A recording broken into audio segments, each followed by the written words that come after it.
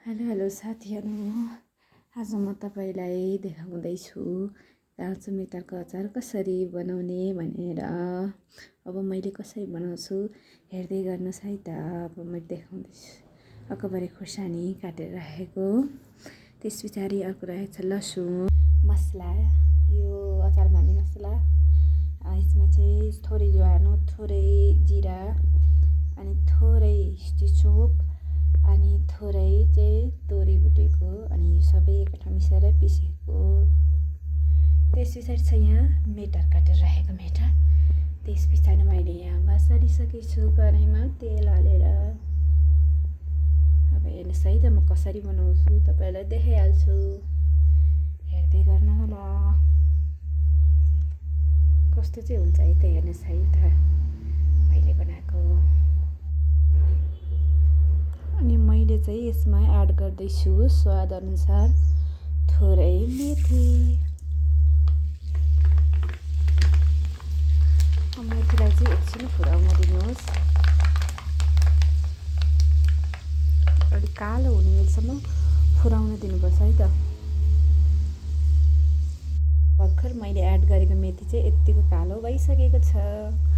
अब मैले यसमा अब अर्को एउटा मिक्स गर्दैछु, एड गर्दैछु है त।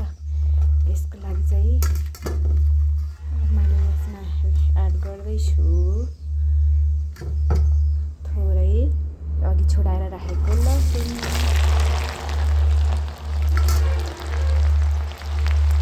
लसुनलाई धेरै चाहिँ रातो हुन दिनु हुँदैन, थोरै मात्रैमा रातो हुन दिने है त। कस्तो छ भनेर चलाएर पनि हेर्नुपर्छ है त। यत्तिको रातो भइसकेको छ। अब यसमा हामी एड गर्छौँ यो मसला, कुटेर राखेको मसला एड गर्दैछौँ। त्यस पछाडि यसलाई एकछिन लो हिटमा एकछिन चलाउँछौँ। लो हिटमा है, लो हिटमा, एकदम लो हिटमा पकाउनुपर्छ पकाउन चाहिँ। अनि त्यस पछाडि एड गर्दैछौँ है काटेर राखेको खुर्सानी। अब यतिको खुर्सानी हालिसकेपछि अब यसमा एड गर्छौँ बेसार। तपाईँले चाहिँ कतिको हाल्नुहुन्छ, कतिको बनाउँदै हुनुहुन्छ त्यही अनुसार मात्र हाल्नुहोस् है त, धेरै पनि चाहिँदैन।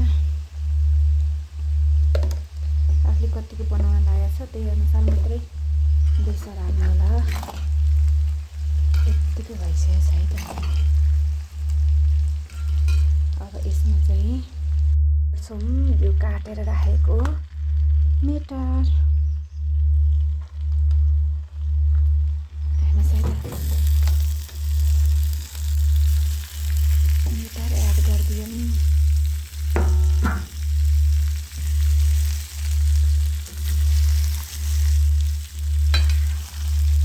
यसलाई एकैछिन अघि राखेको एड गरेको सबै कुराहरू मिक्स हुने गरी एकछिन चलाइदिनु होला।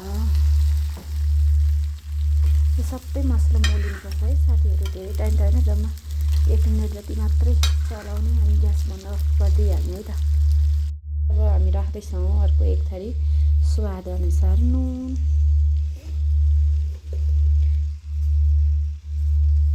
आफूले कतिको बनाउनु हुन्छ त्यही अनुसार राख्नु होला है त। यो अमिलोमा चाहिँ खासै थोरै नुनले चाहिँ काम गर्दैन, हेरेर कतिको लाग्छ त्यही अनुसारको एड गरिदिनु होला। मैले चाहिँ यत्तिको राखेँ, मैले हाल्ने भनेको चाहिँ यति मात्रै हो, यहाँभन्दा अरू चाहिँ मैले हाल्दिनँ। बेसी चाहिँ छैन मैले हाल्नेहरू चाहिँ यति हो। मर मसलाहरू सामान यसमा हाल्ने सामान चाहिँ यत्तिको मात्रै हो। तपाईँले चाहिँ कतिको बनाउनुहुन्छ, यो चाहिँ खासमा मोल्लिन मात्रै छोड्ने हो। ग्यास चाहिँ 1 मिनट जति मात्र अन गरेर बन्द गरिदिँदा हुन्छ। यो मोल्ने बेलामा चाहिँ एकैछिन मात्रै अन गरेर अलिअलि मोलिने बित्तिकै ग्यास चाहिँ बन्द गरिदिँदा हुन्छ। मैले चाहिँ ग्यास बन्द गरिदिइसकेँ। हेर्नुहोस् है कस्तो भइरहेछ। काँचो मिटरको अचार चाहिँ यत्तिको भइसकेको छ है साथीहरू। मैले धेरै मसला त हालिनँ। यसमा एउटा छुटेको भनेको चाहिँ अदुवा चाहिँ मैले हालेको छैन।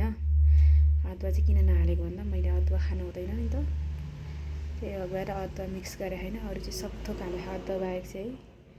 हेर्नुहोस् है त, तेल चाहिँ यत्तिको हुने गरिरहेको छ, अलिकति माथिसम्म पछिसम्म धुलो के भन्छ ढुसी आउँदैन। अनुसी नआउने तरिकाले बनाएको छु। मैले हाल्ने सामानहरू चाहिँ यति हो, यहाँभन्दा बेसी चाहिँ राख्दिनँ मैले।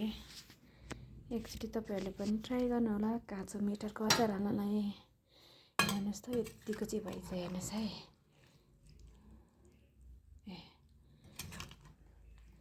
यतिको चाहिँ बनाइसकेको छु मैले, हेर्नुहोस् त। अब यसलाई चाहिँ सेलाउन दिने, मजाले चिसो हुन्जेलसम्म सेलाउन दिने।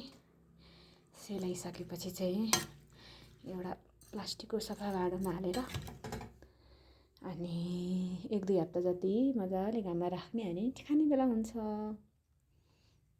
यतिको गरेर चाहिँ बनाउनुपर्छ है साथीहरू। मेरो टमाटरको काँचो टमाटरको अचार बनाउने तरिका चाहिँ यति हो। मैले बनाएको भिडियो चाहिँ कस्तो लाग्यो, मैले बनाएको अचार पनि कस्तो लाग्यो हेरेर लाइक, कमेन्ट र सेयर गर्न नभुल्नु होला।